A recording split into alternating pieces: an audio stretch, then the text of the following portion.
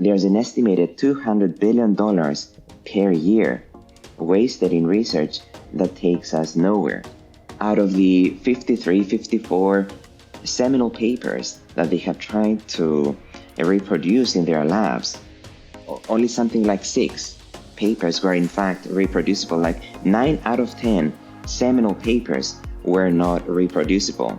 I'm surprised that I'm using we for industry, but I'm part of industry right now. You're part of it now, yeah. Yes, yeah. I went to the dark side. So in industry... So how does research affect people, and how do we prevent all these big studies that are retracted? They get so much attention in the media at the beginning, but then they're retracted and nobody talks about them. And the stigma of the misconceptions, we can talk about some misconceptions that are out there as well, still remain in society.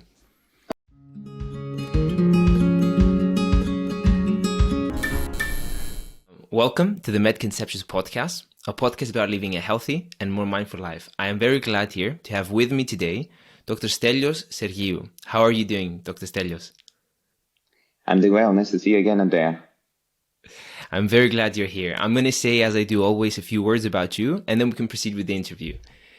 Dr. Stelios Serghiou is a physician, clinical epidemiologist, and biomedical data scientist. He earned his medical degree from the University of Edinburgh and pursued a PhD in epidemiology and biostatistics at Stanford University, where he developed methods to improve the reliability and quality of medical research.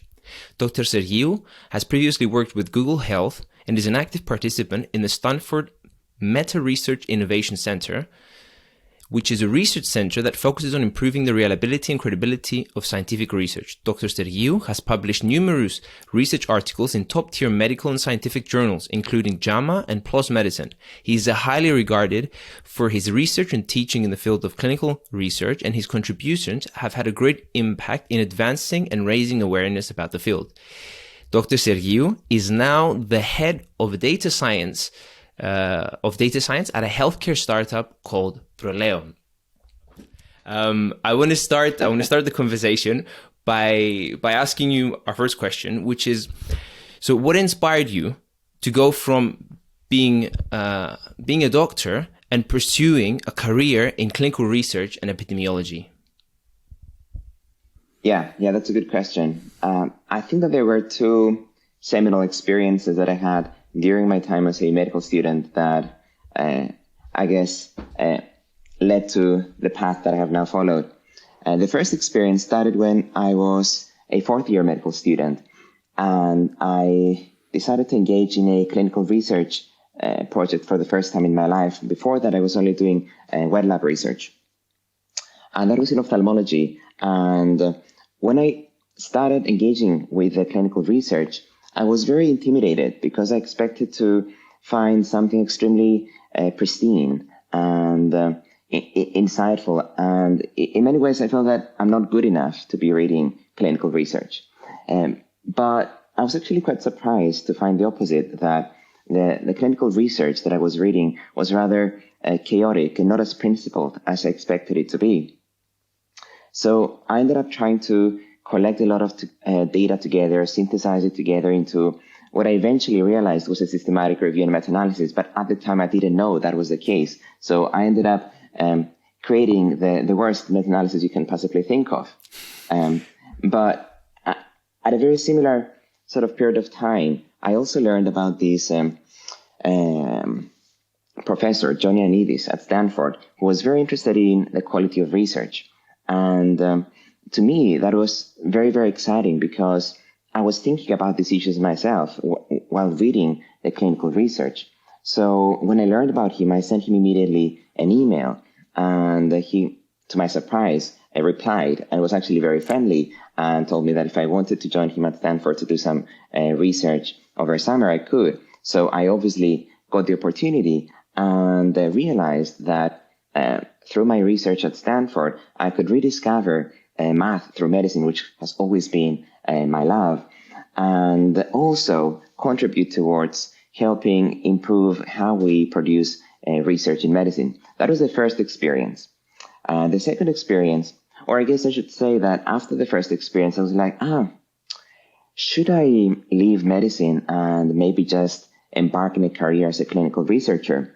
I wasn't completely convinced. So I continued with my medical studies and then my foundation year. And during my foundation year, I stumbled across the second seminal experience, which was that I realized that I was spending more time fighting with a computer than actually seeing patients. And that the new and sonky EHR system, electronic health system that we were using at my hospital was worse than the worst app on my iPhone. And I thought that this was disgraceful. I thought that we should be using technology of the 2015s to treat patients, not of the 1990s. But at the same time, I didn't know how to improve the system, and nobody around me knew how to improve the system. So I thought to myself, how do I combine my passion for transparent, rigorous, and reproducible research with learning about technology and maybe doing something about it? And the only solution that I could come up with was go to Stanford. I knew that if I went to Stanford, I would be able to work with Johnny Onides, so I would take care of the first part of things. And then I also knew that I would immerse myself into a very actively entrepreneurial and techie environment where I could potentially pursue the second aspect of what I'm interested in. So I naively wrote an application to Stanford University for a PhD in epidemiology and clinical research, and that was the only application that I did. And then I just sent it, and I said, okay, if I get in, then it means that the universe is for some reason telling me that I should follow this path, because in my mind it was just so unlikely to be accepted. So I was, and I said, okay, the universe has spoken, and I left clinical work, and I came to Stanford for my PhD, and that's what led me to where I am today. It sounds like a roller coaster ride, but a beautiful one, because at the end you're at the place where you're doing the two things that I guess inspired you and you love. I wanna go at the beginning. You said when you first started doing your systematic review and meta-analysis, you said you found research to be chaotic. What exactly do you mean by that? Yes, I was very interested in learning about pterygium. Pterygium is an ophthalmic condition where the conjunctiva makes its way over your cornea. And I expected that I would be able to find some kind of paper that would conclusively tell me that these are all of the data that we have. These are the best methods that we have. We've combined the two, and we've come up with these state-of-the-art conclusions that are so well done that they're almost irrefutable. But that wasn't what I really found. I found that many different labs were using very similar methods with very similar data to come up with very different hypotheses and eventually very different discussions about what may be the cause of pterygium or risk factors of pterygium. And that was very unexpected to me, because I naively thought that everybody just works together, that the research community is one big team that collaborates together in getting to the one and only, I guess, ground truth or achievable ground truth based on the data that we have today. So for me to realize that this wasn't the case, and that in fact, to me, it felt that there's multiple labs that are not only producing similar research, but are not even speaking to each other. To me, that was a big surprise. Mm-hmm. And I think we had this discussion also like a few weeks ago, and we also touched on so this disparity between having a system which is uniform, if I'm saying it correctly, is one issue with research. But I think we also touched on a few more as well. And if I were to name this, my following question would be the problem with research. So yeah, what other issues do we have in research? Andrea, I lost you for a bit. You said something about the problem with research, and then I didn't hear what you said. So my question is, I'll rephrase it. What are the common issues or challenges that can affect the reliability of research findings? You just mentioned now that the lack of a systematic way of approaching a problem would be one. Are there any other issues? Yeah, that's actually a great question. I think that the root cause of a lot of the problems that we see today in research is transparency. I think that the mantra that I go by is transparency, rigor, and reproducibility in clinical research, but I'm especially fond of transparency because I feel that with transparency, we can mitigate the impact of any other problems with medical research. For example, I feel that in my first experience with research with pterygium, within the 60 years of research in pterygium, no single study had ever studied the exact same hypothesis using the exact same conditions, which makes it extremely hard to decide what's true and what's not, what to do next and what to not do next. I feel that we are very transparent about what we're trying to achieve and work together to achieve it, that we could have, within the 60 years of research, achieved much better results than we have already. There was this Lancet series in something like 2012, which argued about the waste in research and indicated that there's an estimated $200 billion per year wasted in research that takes us nowhere. And the primary reason for that, I think, is because we are publishing a lot of research that eventually ends up not being true, which is okay. You know, this is part of research. We do a scientific study. This is what the data told us. This is what we reported.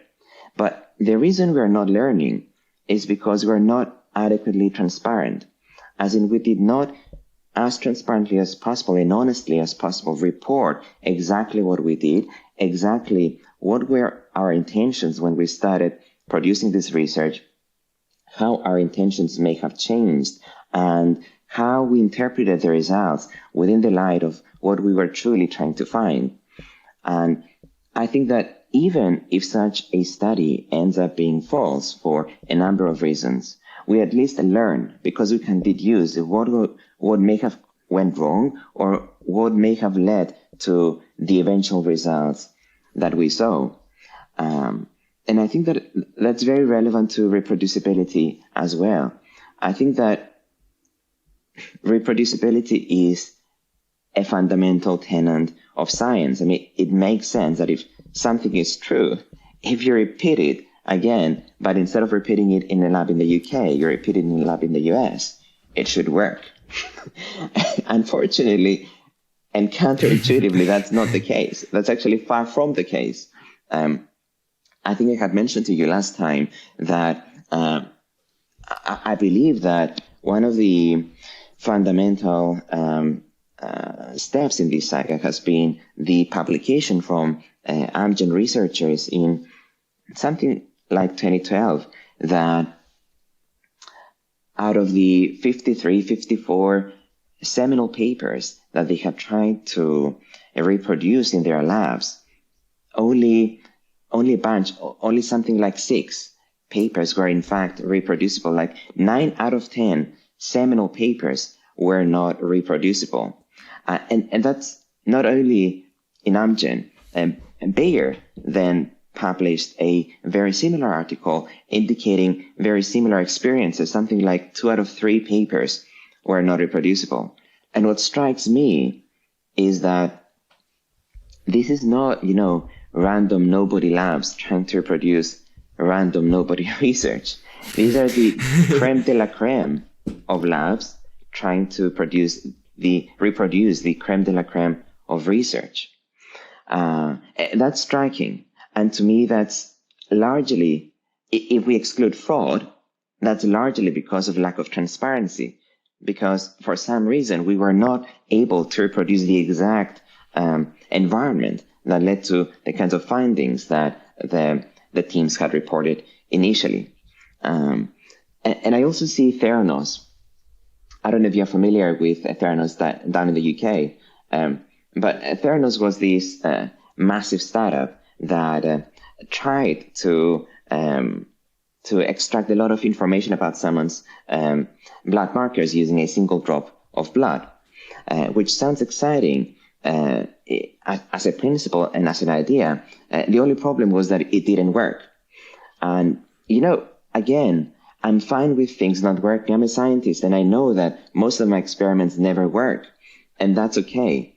The problem is that they were not transparent about it, in that the scientific community didn't know that their machine didn't work, and most of the people that were about to be tested didn't know that it wasn't working.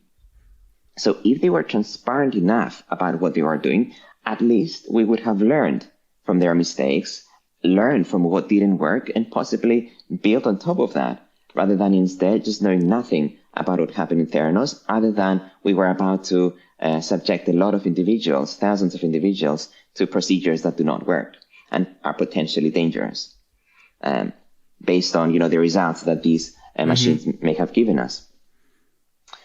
So I'm a big proponent of transparency, and most of my research has been in transparency and in quantifying transparency, because I guess a fundamental principle is that if you want to understand some quantity and modifications in that quantity, you need to measure it, and you need to have a way to measure it. Otherwise, it's just impossible to track.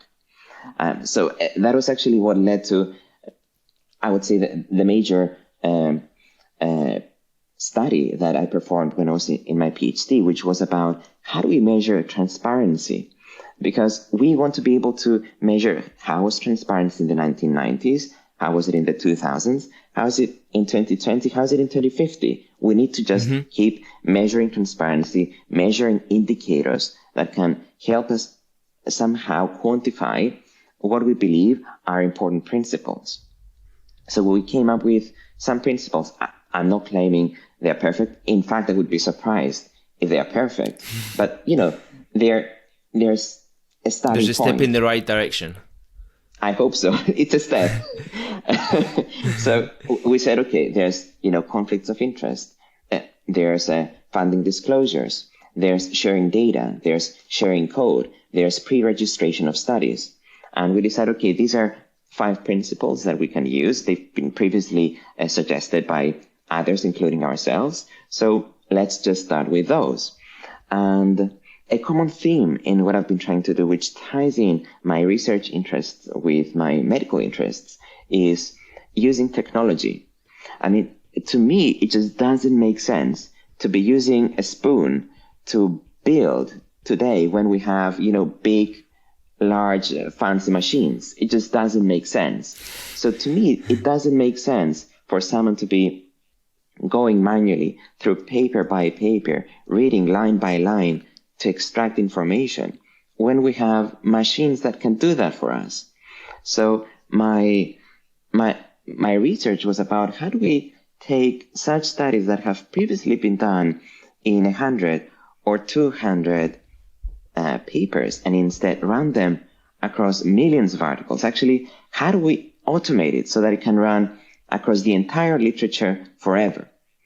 That was what I had done, and we converted what people have previously done manually in measuring these indicators of transparency to being able to quantify these indicators in the entire biomedical literature and identify trends that were previously impossible to conclusively identify.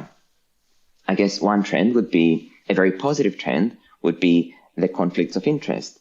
In the 1990s, very few articles mentioned conflicts of interest. By 2020, 2019, most articles, almost all articles, report on conflicts of interest. Other stories are not as exciting. For example, data. Even though in the 1990s barely anybody shared any data, in the 2019, 2020 articles, you would find some papers sharing data. That's not enough. We need to be sharing our data a lot more often than we do, but it is some progress. So now we can quantify these indicators, and we can know where we are and where we need to be. I find that this is a principle that's very common in industry, but not as common in academia. In industry, and I'm surprised that I'm using we for industry, but I'm part of industry right now. You're part of it now, yeah. Yes, yeah. I went to the dark side. So in industry, we measure key performance indicators, and those indicators are very important to us because this is how we measure our success. And those indicators may be something like a 10% increase in profit, or a publication of 5 articles per year, whatever makes business sense to a specific company. I've never seen those key performance indicators being used for research. As a research community, where do we want to be? Do we believe that we're perfect today? I personally find that very difficult to accept that we're perfect today. If we're not perfect today, how are we imperfect? And how do we measure that? And how do we drive towards a better future, year by year?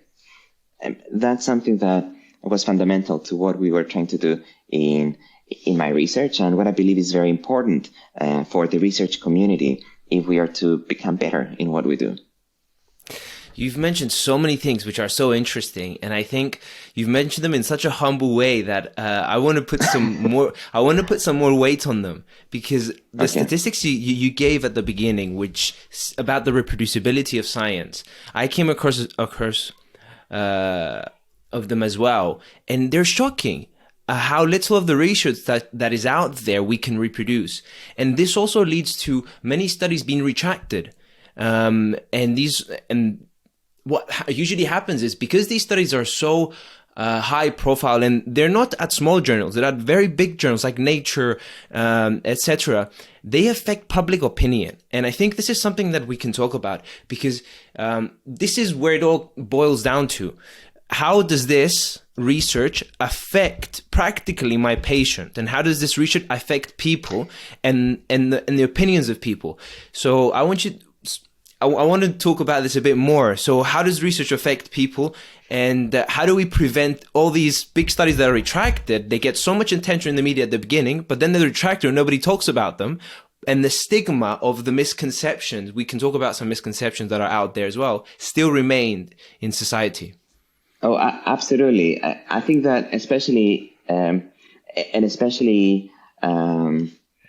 important example to mention is the Wakefield et al. Example from the Lancet, where they had published in a series of 12 cases the very strange association of the MMR vaccine with autism, which, even though has been refuted multiple times and in very big studies, still remains to a large extent part of common belief, at least for some, to the extent that it has led to measles epidemics that had never been seen for many, many years. But that's not, it's a mistake to think that that's the only example. There's unfortunately, tons of examples out there. One of the papers that we had published was about exactly that, in that we realized that there's a lot of papers that are published and receive attention when they're published with, big, bold, fancy titles. But when they are retracted, nobody notices, which means that the record is never corrected. One such example is of Brian Wansing. He was a professor, and actually very, very famous professor in, I believe, nutrition at Cornell University. And he was publishing research that was eventually discovered was, in fact, about data dredging. I don't know if you know what's data dredging, but it's literally about taking your data and trying to find whatever hypothesis could possibly give you a p-value below 0.05, and then publishing it as if this was your idea all along. And the funny thing is that Yes. I know what you're talking about, and I'm familiar with the example. And I really wanted to talk about this, which is, I think you would refer to this as p-hacking, right? Yeah, you can refer to as p-hacking. There's versions that are called harking, as in hypothesis after the results are known. Yes, it's a variation of a common theme.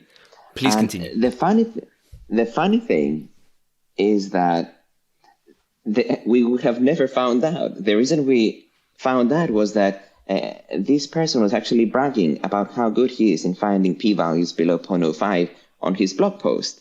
So, so clearly, when that was read by some scientists, it was transparent that, well, that doesn't really sound right to us. That really doesn't sound like the scientific method to us. So it was then picked up by BuzzFeed and became a really big thing. But the interesting thing, and where it ties in with my work, is that when we were studying papers that have been retracted, and that were papers that initially got a lot of attention but were retracted in silence, we discovered that one of the biggest culprits was a paper published by this professor, in that they had produced a paper where they suggested that adding stickers to fruits and branding fruits made fruits more appealing to children to eat, which sounds exciting. It sounds plausible. And they published it in JAMA Pediatrics, which is a very esteemed journal. The problem is that that was false, in that a lot of things had gone wrong in that study, including not even getting the right age population, in that the study had been run in children 8 to 11 years old, but the paper reported that it was run in children 3 to 5 years old.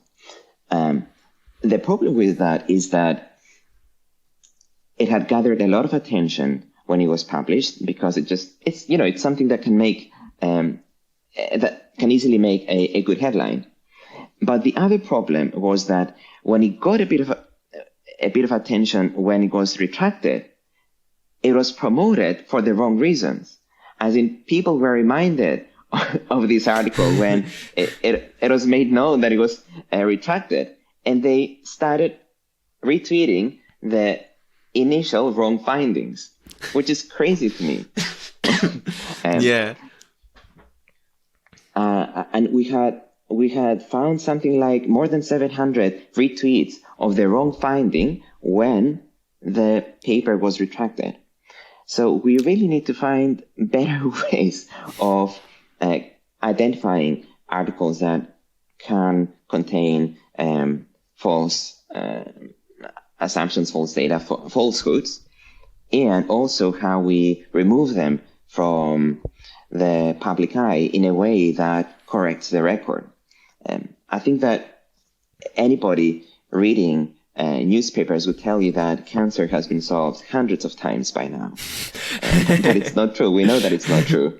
And there's many reasons to it. One of the reasons is that a lot of these very high-profile papers, unfortunately, do not lead to high-profile drugs.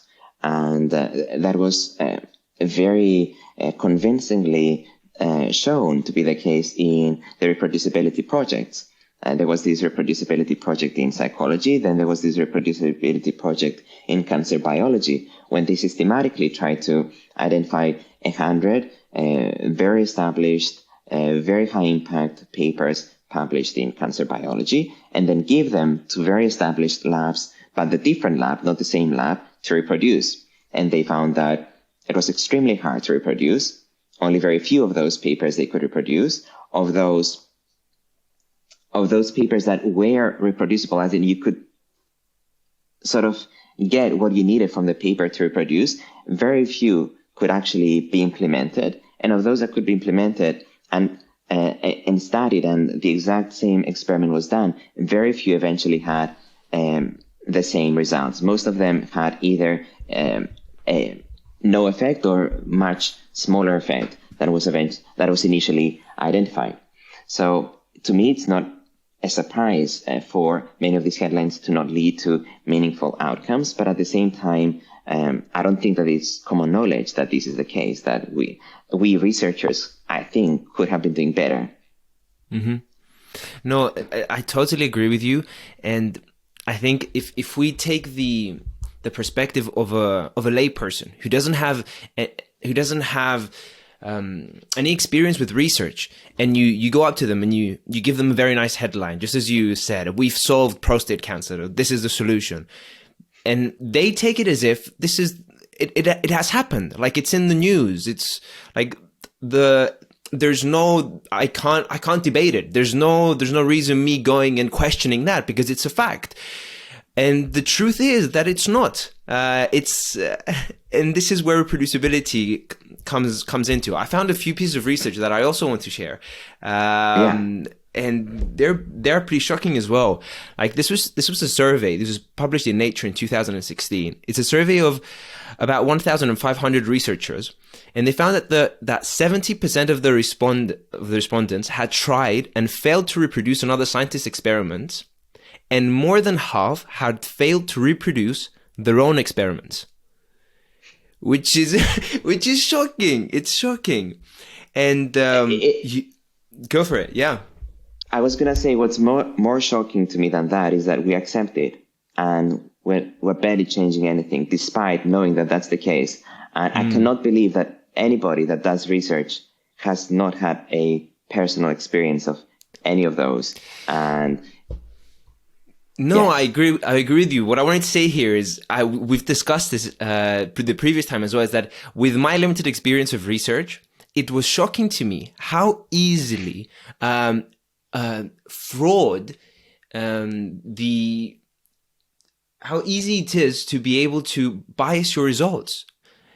Because you have a data set in front of you. It's so easy for you to change a few numbers just so your statistics come up and you get a better p-value, I would say, or select the p-values that you want, maybe change your hypothesis. No one's going to ask you anything. You're going to present it then to the journal. The journal is going to see it, etc. And they go, oh, very nice. But they're not going to ask you about your data set, about the exact protocol that you used. And I was listening to Professor Ioannidis because after the discussion we had the previous time, I was really, I'm inspired by all the, all the lovely stuff you were saying about him. So I did a bit of research and I saw some of his lectures. I saw specifically, he did one in Oxford. It was a presentation on research, on reproducibility of research. And he mentioned that from the big studies, I don't know when exactly this was released, but none of them had released the data sets, big studies now, in top journals, and only one of them, I think he mentioned, had released their protocol that they used, the exact protocol. And this goes back to the transparency issue that you mentioned. This takes work and it takes hours, and I guess it would be amazing if you would have an AI such as all these wonderful that are coming out now, so ChatGPT and stuff like that, that are like language processing AIs, and they could go over the research and yeah. For sure. I would like to say that I wouldn't like to blame researchers themselves. I mean, we do have some of the blame, but not all of the blame, in that I've been there and done that, and I know the difficulties.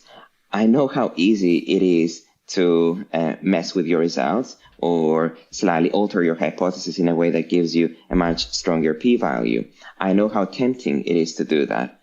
I also know how difficult it is to abide by all of these principles, to make sure that your data is very, very clean and that you can share it, that your code is very clean and that you can share it, and that you've recorded every single study that you did, every single experiment that you did, and it's ready for publication. And then to get a p-value that's not as exciting as you would are hoping, and still pursue it and publish it. All of these things are difficulties that everybody is facing. And to me, it's unhelpful to blame researchers for the status quo. I think that the researchers are trying to do the best that they can with the resources that they have.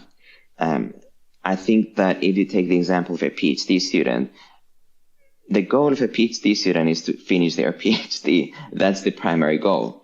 And what do they know they need to finish their PhD? They need to publish a paper. That's what they need. And what do they need to publish a paper? Most of them perceive that as getting a few experiments that you can collate to each other, which all have a p-value below 0.05. So there you have it. That's the goal of a PhD student. And most of the research is either produced by, at least in biomedicine, by PhDs or postdocs. So that's your objective. That's what you're trying to optimize.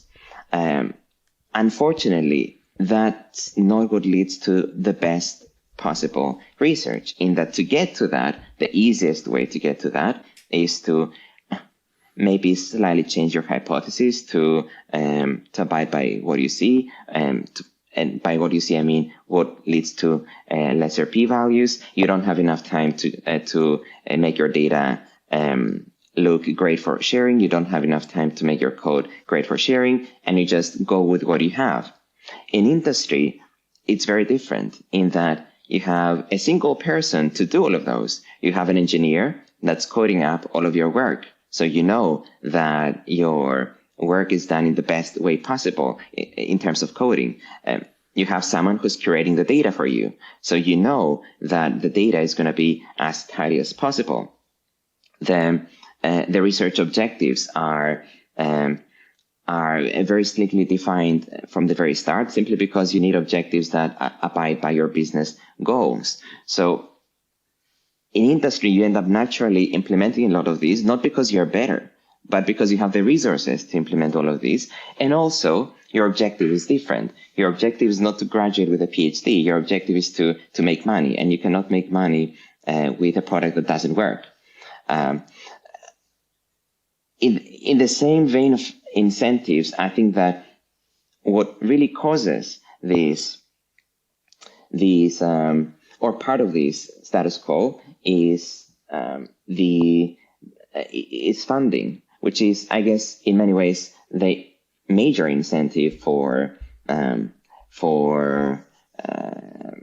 PIs, for those who have labs or manage research, in that their PhD students may want to graduate. They want to publish very good research. Why do they want to do that? Because they want to get grants, because more grants means more success, means that the university is happy. But how do you get more grants? You get more grants by publishing more in bigger and more prestigious journals. And how do you do that? Well, you end up in this vicious loop of all of the temptations that you have as a researcher, the p-values and so forth. So I think that it's extremely important to always involve the funding structures that we have today in funding research, and also in promoting researchers. At least up until 10 years ago, the primary objective was to identify researchers that can produce research that makes headlines. And by making headlines, I mean research that finds itself in Nature, Science, Cell, so forth, New England Journal of Medicine. The problem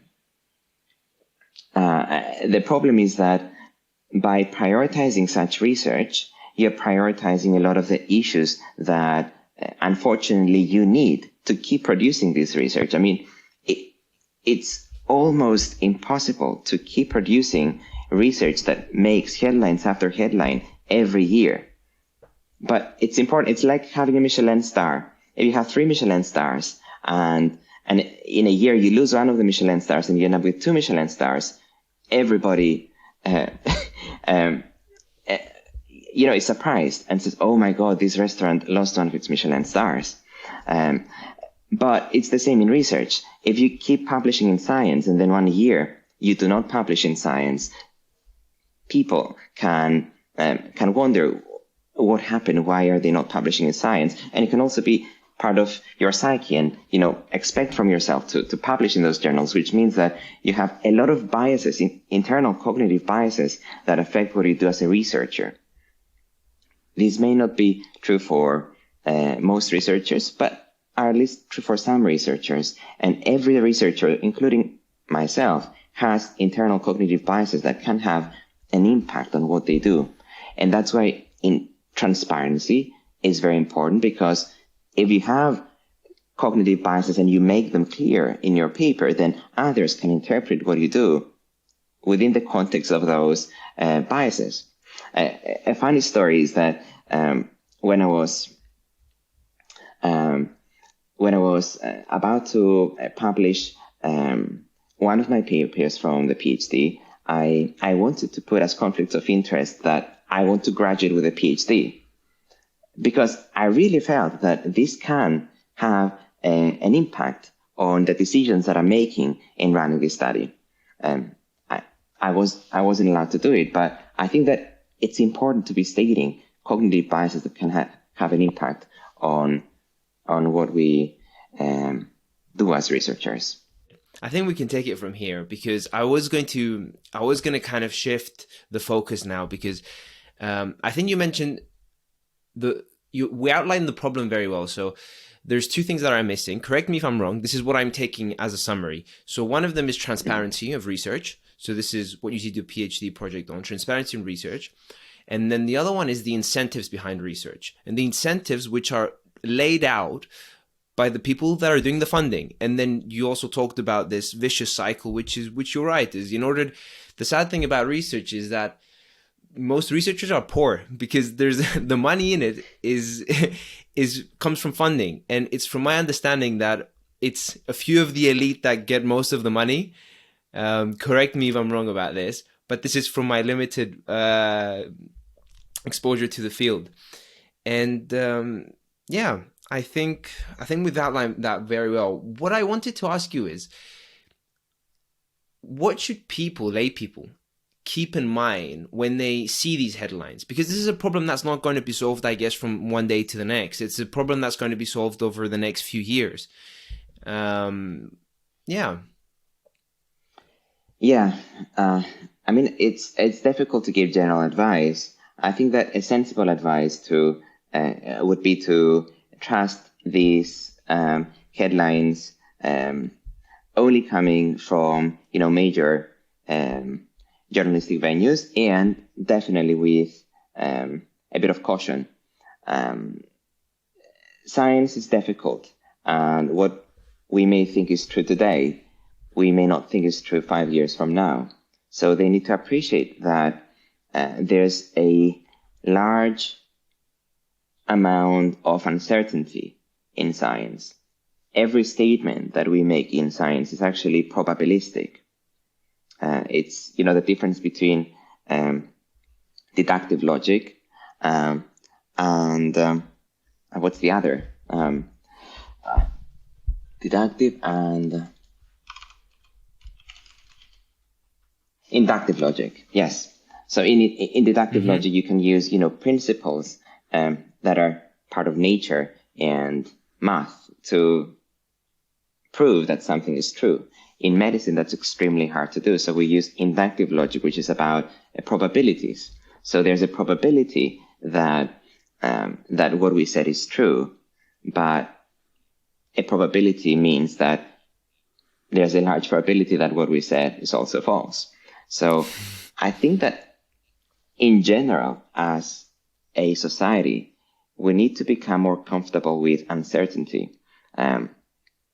I think that's very true for a lot of the decisions that we make as a society, and very true for what guides political decisions, in that I think that a lot of times we seek leaders that come across quite certain in what they say, even if they are unsure. And that's because of an internal, I believe, need for certainty. But in this complex society that we live in, very few things are certain, and even less so within research. I think you hit the nail on the head, because we've seen this during the COVID pandemic, and I think this has been one of the reasons why there was so much mental health illness and going around, and why the anxiety was sky high, because there was so much uncertainty. Nobody knew what was going on, especially at the beginning. And due to that, there was a lot of mistakes made that were made during the thing. And hopefully they were rectified as we got to know more. I don't know if you agree with this. What do you think? I mean, it's difficult to make a statement like that, but what I can say is that it is also very difficult to say, I don't know. As in, at the very start of the pandemic, we had very little data. We had never seen this virus before. It's very difficult for most people to say, you know what, I don't have a clue what we should do. I don't know what we can learn from this data.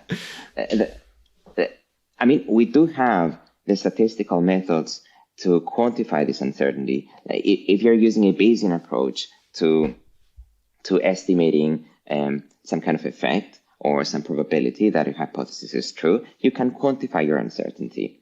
And if we had quantified our uncertainty like so at the very start of COVID, we would have seen a very broad distribution one that's, covers a lot of possible effect sizes. The more data we get, the narrower the distribution becomes and centers along you would hope, along the truth. Mm-hmm.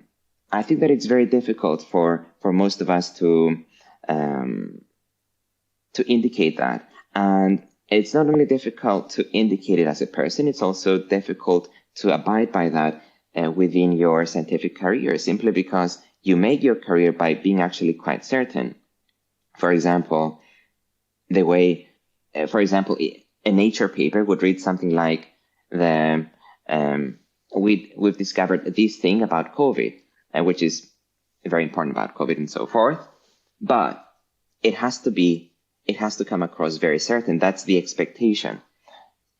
I think that it would be very difficult for a paper saying something, we're not sure whether this is true, but the data points to this direction. I think that it would be very difficult for such a paper to make it into the New England Journal of Medicine.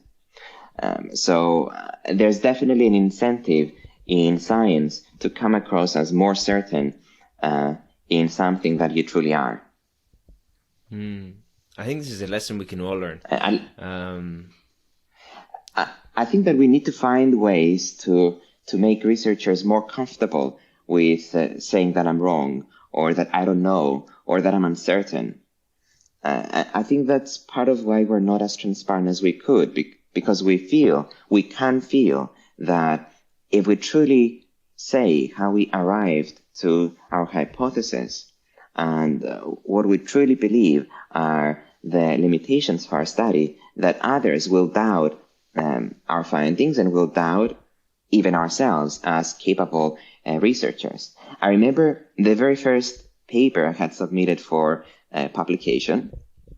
It was in ophthalmology, and I remember being extremely transparent in the limitations. Like, I had a huge limitations section in the discussions because, again, naively, I thought that this is what we do.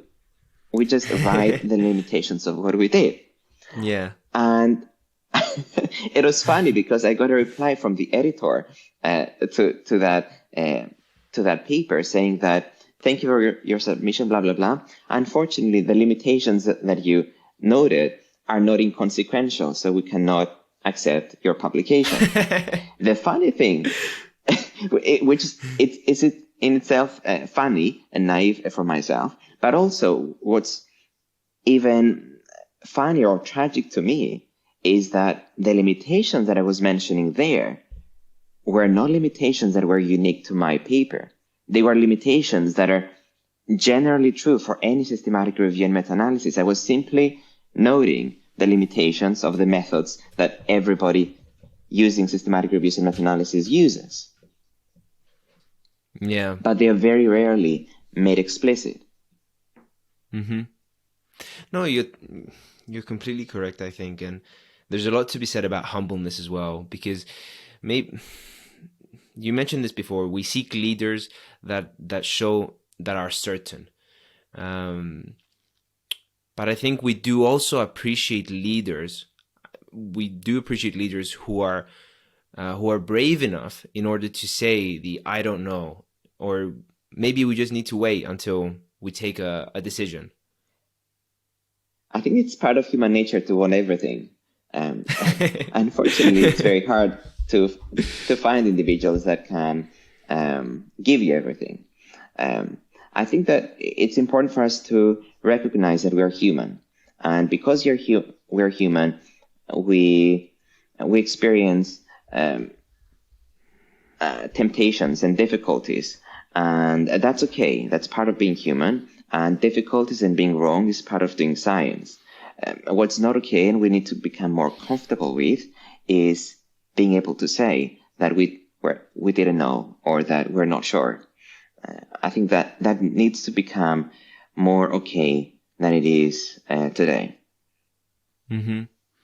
I think we've sent out you've sent out some pretty clear messages, which they're at a time that need to be heard, and to increase the awareness about all the stuff that we've discussed upon, because it's important. It's what guides guidelines. It's what guides clinical decisions. It's the future. It's actually more relevant to this. Sorry, Andrea. I was going to say that it's more relevant to this than you think, because there's these voices that say that, you know what, if you're trying to decide who should receive the grants, you're a funding body, you're the NIH, you want to give out millions, billions in grants. Who should receive those grants? You can have a very principled approach to giving out those grants, and this is what the NIH, for example, does today. The problem is that we've seen time after time that a lot of these grants are not necessarily allocated to the best research or the best researchers. So there's voices that argue, well, how about identifying the supernovas, like research and researchers that we know are just gifted in what they do, maybe the top 1%, and award those. Maybe also identify the complete opposite, as in people that clearly seem to not know what they're doing, and remove those. And then for the rest, just have a lottery and just give grants to whoever is randomly picked. You know, it's an approach that explicitly says, you know, guys, we don't know how to pick the best researchers, and we know that we've time after time got it wrong. So let's just accept that we don't know and use a random allocation procedure. When we're selecting that top 1% of researchers to give the funding because they know what they're doing in the crème à la crème. Yeah. So, and could you take it from there? Yes, I was saying that the current procedure is of trying to use a principled way to identify every single researcher that should receive funding. An alternative way that makes what we know today is true, which is that we're not very good in selecting who should receive that grants, explicit, is that we can say, okay, let's definitely reward the top 1%. Let's definitely not reward the people that we know are just not very good in what they do, or there's just not enough substance in their proposal. And for the rest, let's just have a lottery. Let's just randomly allocate funds and see what happens. And what I personally really like about this approach is that it's transparent. It says, guys, we don't know how to select better. We hope to eventually learn, and every year we learn on the basis of how we allocated money and what research we got in return. But today, this is what we know, so we accept it, and we just simply randomly allocate funds. And the good thing about this is that you're not only being transparent and explicit about what you know and what you don't know, but also you learn. Because this random allocation creates a clinical trial of sorts, a randomized controlled study, where you can compare those who are randomized to receive grants to those who are randomized to not receive grants, and learn from what's the impact of your grants. Mm-hmm.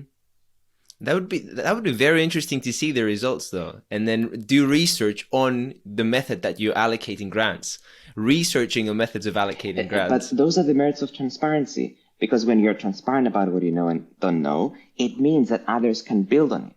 When you're not transparent, others cannot build on it because they don't know what process you used to compute who should be allocated to funds or not.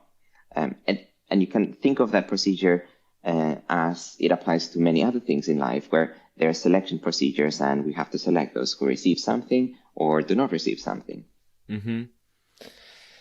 There's been, I don't know, I've been hearing there's a change now in how they're going to be allocating the foundation year places. And they're thinking to go towards randomization. Oh, really? And just randomizing the allocations instead of going by merit. Yeah. Oh, wow. Thank God I'm not. Hey, can you hear me? Yes. Thank God I completed my foundation year. Yeah, and which is very, I don't know, like for me it came to me as a big surprise, because I do really believe in like merit being credited and credit where it's due. And yeah, I don't know, it's interesting what you said. Like, I think that there's many other logical avenues that someone needs to consider when trying to make sense of that decision. I think that it would be difficult to go on record with explaining what those arguments I think are, but I think that we need to always strike a balance of what we know and we don't know. I think that it can be destructive to claim that you know everything, but it can also be destructive to claim that you know nothing. Mm-hmm. I like that. I like that very much. I think I want to ask you a few more personal questions if we have the time. Yes, we can use a bit of more time. You were going to complete the thought, though. I want to let you complete. No, I was saying that we need to be fair to ourselves, and fair means not pretending that we're better than we are, but it also means not pretending that we're worse than we are. We have knowledge and we know what, for example, can make a good clinician. We don't know everything that can make a good clinician, but we don't not know anything.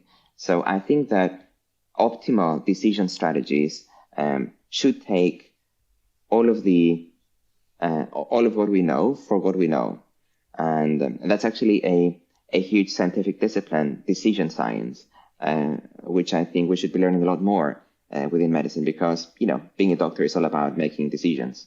Yeah. Agreed, Dr. Stelios. I do want to ask you before we leave, I do want to ask you a few more personal questions. The first one is because you've achieved quite a lot. Tell me if you can't hear me, just tell me. Okay. You've achieved quite a lot, and I wanted to ask you for some practical habits that you have picked up along your career which have helped you. I do have habits. I don't know if I would recommend them. I think that a governing principle in what I do is do what I'm passionate about. Every single decision I made was based on things that I was passionate about. Even though when I was in high school, I was passionate about math, I decided to follow medicine because I volunteered at a center for persons with learning disabilities, and I realized that I could use whatever God-given gifts I have to help people rather than just have fun with numbers. So I became passionate about medicine. When I was in medicine and I learned about research and problems in research, I became passionate about making sure that as a society, we are taking advantage of whatever resources we have to produce the best medicine that we can. When I was in foundation year, I became passionate about the need to use state-of-the-art technology in treating our patients. So every kind of decision I make is based on what I truly believe as Stelios is needed in society. For some reason or the other, I always have in my head, what's the society in which I would like to live, and how do I help us get there? I think that's just how I'm naturally wired. Which is also can be selfish in some ways, because you see a society in a way and you do not accept being in today's society. You want today's society to be as the society that you have in mind. So I'm trying to suppress that aspect of who I am and take it for the good things, which is, trying to strive for new and better things in life. I guess a second thing that you just really need if you want to work on your dreams and to some degree be successful in doing so is you just need to work a lot. So I do work a lot. I don't know if I were smarter or better in what I do, whether I would have worked less or maybe just worked equally well, equal amount of hours and simply just produced more. But I do work a lot. But I also think that this is a product of always doing what I love and what I'm very passionate about. That obviously comes with its limitations. One limitation is uncertainty. As in the path that I'm following today, very, very few physicians have ever followed. Very few clinicians have gone from clinical practice to PhD. Fewer have gone from PhD to technology like Google. Even fewer have gone from Google to having a startup. So if you are to ask me, so what do you do in your career 3 years from now? I'm going to tell you, you know what? I don't have a clue. I haven't figured it out. Because I don't have anybody, I have very few people to compare myself against. It's not like following the tried and tested path of being a clinician, doing your foundation here, doing your residency or your specialty training, becoming a consultant, and rising the ranks of a consultant. The next 20 years of your life. I don't know the next 2 or 3 years of my life. So following your passions definitely comes with its limitations. So I don't want to propose it as the solve-all in life. I think that each one of us needs to get to know themselves every day a little better. And on the basis of what they know about themselves, appreciate what strategy they need to follow to get to where they feel happy. I feel happy feeling that I'm contributing to getting the society to where I feel it needs to be. Others may feel happy by being in a secure and predictable work environment. So, please take whatever I said with a grain of salt. But I think that this is what has led me to following a rather unique path. And I hope rather useful to society. Yeah, I think it's very admirable though, and it does take quite a bit of courage in order to be able to take a step back from medicine, because medicine is a big commitment. Like it's 7 years of your life, and then it's not like you don't use them. Of course you use them afterwards, and everything you've learned you reuse. But it's like you go into medicine and you're on a path to become a consultant, and veering off that is quite difficult. It's very difficult. You call it bravery, I call it naivety. But I like that. The other thing that I would like to say is that what we really need to realize as medical students, and it's something that I hadn't realized as a medical student, and I would have hoped someone had told me when I was a medical student, is that through medicine and because of medicine, you can do so many things other than clinical practice. Clinical practice is beautiful, and it's a blessing to be able to be a clinician, a practicing clinician, but you can use your degree to do so many other things. And because of who you are as a medical student and as a person who chooses to do medicine, as well as the training that you undergo as a medical student, which is very tough training. You have to work many hours. You have to read a lot. You have to perform a lot. You have to combine science with art, the science of knowing about pathophysiology with the art of speaking with a patient.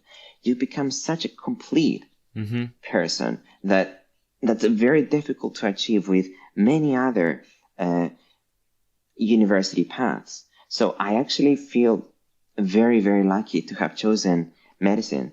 And I also feel very lucky to have realized that actually there's just so many things that I can do because of medicine, but which are not necessarily medicine.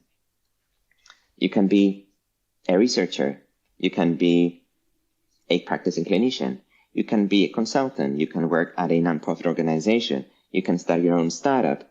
You can work at a big tech, which needs clinically trained individuals. We can go into an MBA and become a hospital manager, or, part of business development. There's just so many different paths. You can become an educator. When I was younger, I used to joke around that medicine, the degree of medicine, is for the people that haven't actually decided what exactly they want to do.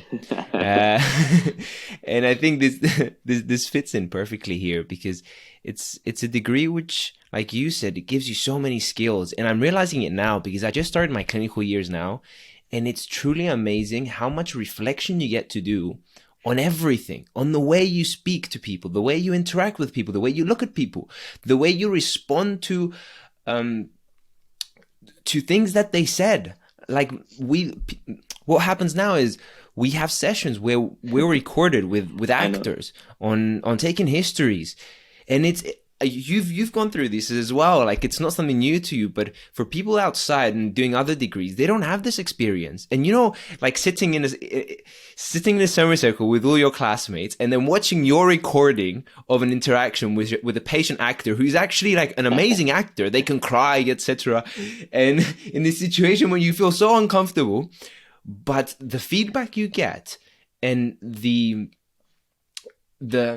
I think the transformation that happens to your character, it's truly amazing. And I've gained loads from my clinical years now. And I've just started them, and I'm so excited to see what's going to happen in the next few years.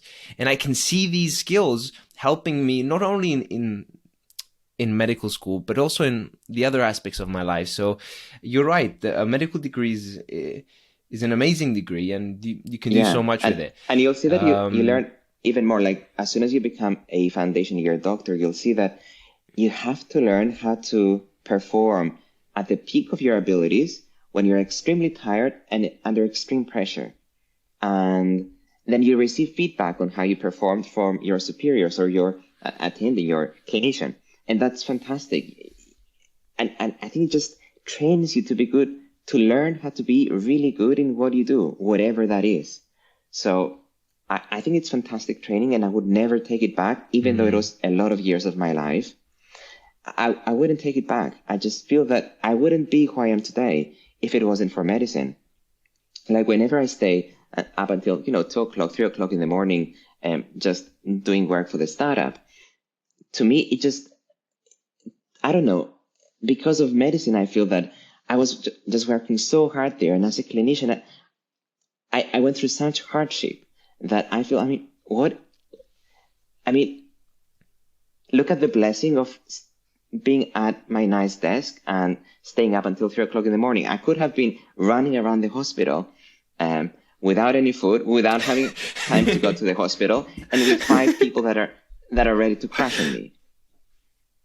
So, i.e. that are ready to die. Like, let's just say that, because people might not understand what crash.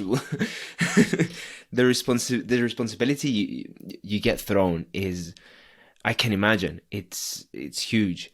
And I think I appreciated the military, because you also were in the military as well, in Cyprus as well. We have our conscription service before we go to study, and I think you also were a second lieutenant, right? I was, yeah.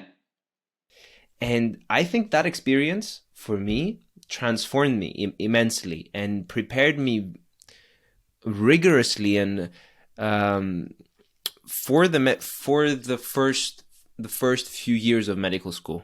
I don't know what your take is, but I think it pushed me to, okay, where I thought past my limits, like how many days you can go without sleep, things you can do without actually, without being so tired, but actually being able to produce work. And and it's part and parcel what you're saying with being a junior doctor, I think. I completely agree. I was actually thinking of the military when I was speaking about this, because you go through, in some ways, similar experiences in the military. For me, what I really appreciate from the military, and I think that if it wasn't for the military, I would have still never had the experience, those learnings, was realizing that I was growing up in a bubble.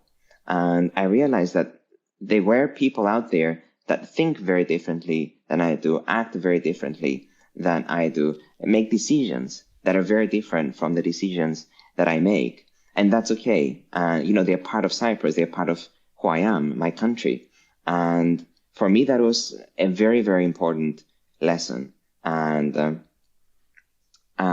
lesson that, has really shaped me up until military. I was actually still thinking that I wanted to be a mathematician, but it was through the understanding of the needs of others that I realized that actually, you know what, I should look into medicine a bit more. And I decided that I needed to start working in the hospital or caring for individuals with learning disabilities and so forth.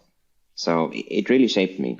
And I still am, but I was on another level nerd before the military. So I think that the military normalized me a bit.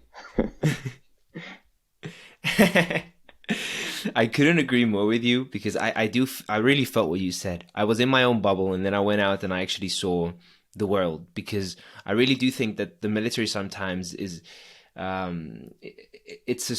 it's like you get the world and you condense it into a smaller world, and then you create the military. And then in there you see it's a microculture, a reflection of the society. It is, exactly. Yes.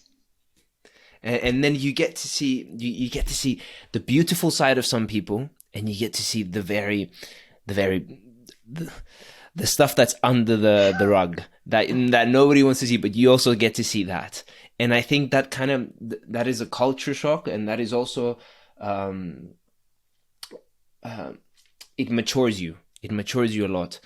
But yeah, I think I would never replace that experience. And I was so happy that I did it. And I made some of the best friends that I still have today were from the military. And it's, two of the medical students here, this is a funny story, that are in UCL. We're not married Cypriots in each year, but it's about one Cypriot every year. And in our year, there's 3 of us. Oh, wow. And the 2 other Cypriots, I met them in the military, and we were together in SEAP. And we were going around for our parole in the middle of the night, and the conversation was starting to be like, so what are you going to study? Medicine was like, where are you going to study? At UCL. And then it was an amazing discovery, and we got excited. It's like, oh, that's amazing, we're going same uni, same thing. And it was just us at the end. Oh, that's amazing. I love it. And I also have a few friends that I'll have for life, and I made in the army. I think that, in every situation like that, stressful situation that you find yourself, you end up making some of the best friends in your life. For me, suffering brings people together. People together. Yeah. That is a big truth. I think that for me, I could easily take 1 year back from my 2 years of military service. I'm not you're right, because 2 years was too much. Let me just clear, I did 14 months. Okay, that's why you liked it. That's I think that in the first 6 months, I felt that I was learning, which is great. In the next 6 months, I felt that I was growing as a person, which was great. In the next year and 2 months, I felt that I was just waiting for this thing to end. So I think that 14 months is the perfect amount of time for the army. Yeah, I would say for me, what is really important was to start appreciating who I am and what's my place in society. I felt that for the first time, I saw myself in the army going against authority just because of the beliefs that I had and what I thought was true and useful, and experience what it feels to go against authority. But in the end, I'm back. Andrea, I lost you at some point, but that's okay. I wasn't saying anything particularly exciting. No, I'm sure you were. I think this brings us to the end of our conversation, and I want to firstly say thank you so much. Thank you so much for going beyond the expectations and sitting for another half an hour with me and discussing all these interesting topics. And hopefully this acts as an inspiration to aspiring healthcare professionals and also to aspiring researchers in order to figure out this problem of meta research, of researching research, and aiding in this sector. So thank you. Thank you, Andrea, for the opportunity. I want to say that I wish I had a person like me 10 years ago when I was in medical school to tell me a few things that I've realized today that I didn't know before. So what I always say in these situations is that if you or anybody else listening to this gets inspired by what I said or wants to talk to me more about decisions that they need to make in their lives, I'm more than happy to help wherever I can. I've said that before and I've partially regretted it, but I truly believe in that, and I love hearing from people and helping where I can. That's amazing, and I'll be sure to we can include in the description lots of links of your work as well, and like ways in order to maybe get in contact with you. Sure. Sounds amazing. Thank you so much. And thank you, Andrea, for being interested in these very important issues. They are, and it's how could I not be? I think that's the best way to sum it up. I like that. Yes, I like that. Exactly. Well, have a good day. It was great speaking with you.